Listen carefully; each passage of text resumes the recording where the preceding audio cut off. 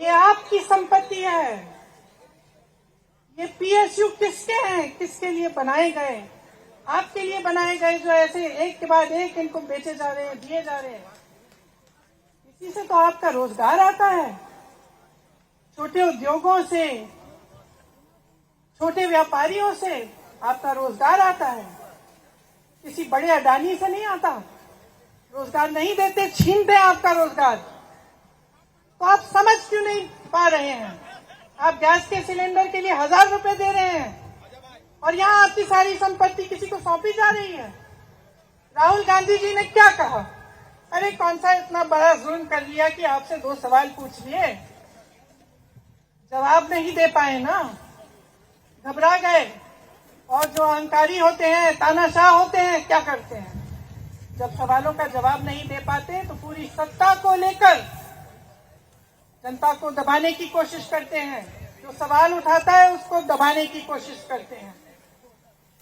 आपने कभी सोचा है, आंखें खोलिए, आपने कभी सोचा है कि ये पूरी सरकार, ये सारे मंत्री, ये सारे सांसद एक आदमी को बचाने की क्यों इतनी कोशिश कर रहे हैं?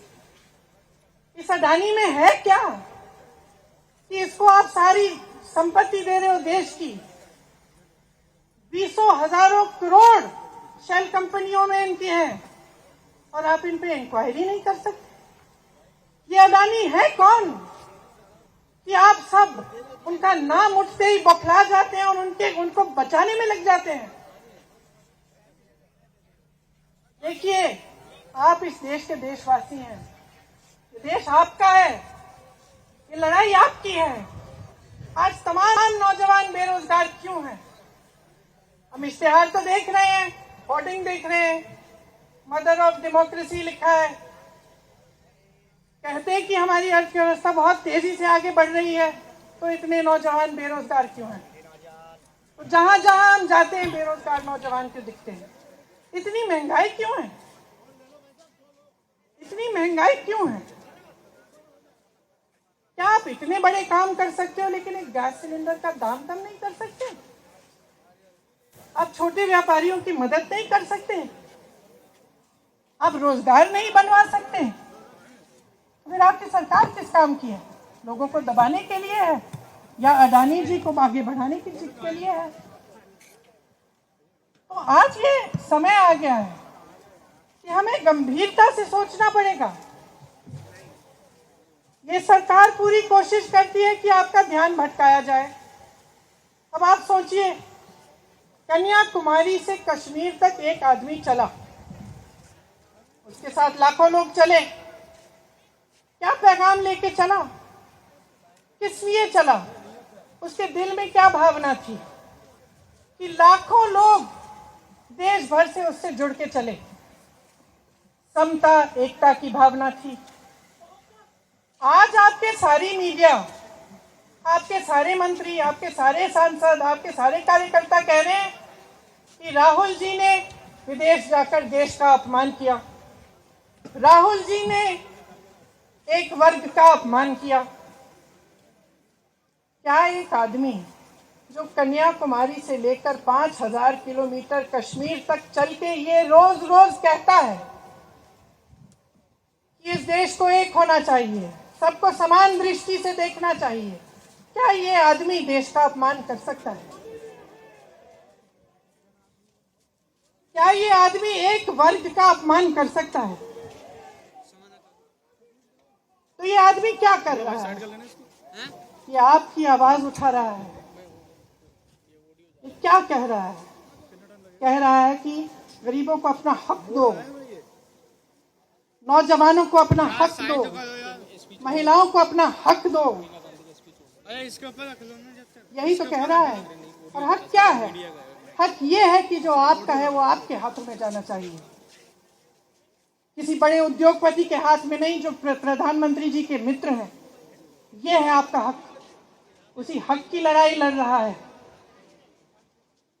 तो आप समझिए, ये एक इंसान की बात नहीं है, ये एक राहुल गांधी की बात नहीं है, ये पूरे देश की बात है। जब हम कहते हैं लोकतंत्र को बचाना है हम किस बात की को बचाने की कह रहे हैं? क्या कह रहे हैं हम? लोकतंत्र क्या होता है? खुल के जवाब मांगो, सवाल उठाओ। यही तो लोकतंत्र है कि आपको कोई आपत्ति है, कोई समस्या है, आप किसी के पास जाकर अपना हक मांग सकते हैं। आप कह सकते हैं भाई हमारे लिए ये क्यों नहीं किया, इतनी महंगाई क्यों है, हमारे लिए रोजगार क्यों नहीं बनाए। लेकिन आज यही हक आपसे छीना जा रहा है और आपका ध्यान इधर उधर भटकाया जाता है और इतनी चीजों को फैलाया जाता है जो सच नहीं है, झूठों को फैलाया जाता है। आप सोचिए, राहुल गांधी दुनिया के सबसे बड़े जो शिक्षा के संस्थान है वहां से पढ़ के आए हैं। हार्वर्ड और कैम्ब्रिज की उनकी डिग्री है। कैम्ब्रिज से उन्होंने इकोनॉमिक्स में मास्टर्स डिग्री, एमफिल डिग्री उनको मिली। आप उसको पप्पू बनाते हैं।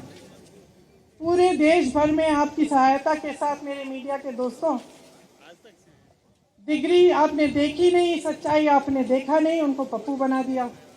फिर पता चला कि ये पप्पू तो यात्रा में निकल आया और पता चला कि ये तो पप्पू है ही नहीं। इसके साथ तो लाखों लोग चल रहे हैं। ये ईमानदार भी है, ये सब बातों को समझता भी है, ये जनता के बीच जा रहा है, जनता की समस्याओं को सुन रहा है, तो जनता इसके साथ चली जा रही है। तो घबरा गए कि राहुल गांधी ने संसद में वो सवाल उठाए जिनका उनके पास जवाब नहीं है।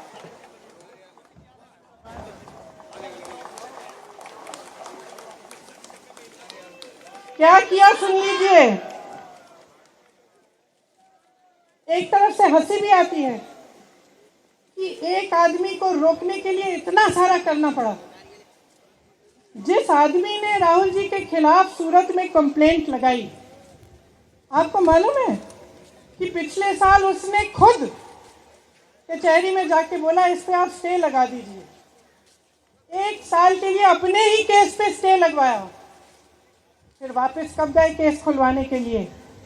राहुल गांधी के संसद में अडानी के भाषण देने के 1 हफ्ते बाद, 1 हफ्ते बाद वो आदमी वापस जाता है, कहता है केस खोल दी, सुन लीजिए अब हम तैयार हैं। 1 महीने के अंदर अंदर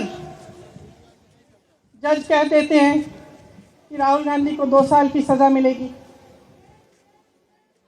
आपने देखा इस देश में कितने केस हैं कि जेल में 10 साल के लिए पड़े रहते हैं, उनकी सुनवाई नहीं होती।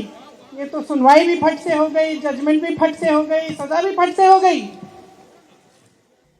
और आपने कह दिया अगले दिन कि 8 सालों के लिए ये चुनाव नहीं लड़ सकते, संसद से बाहर कर देंगे इनको।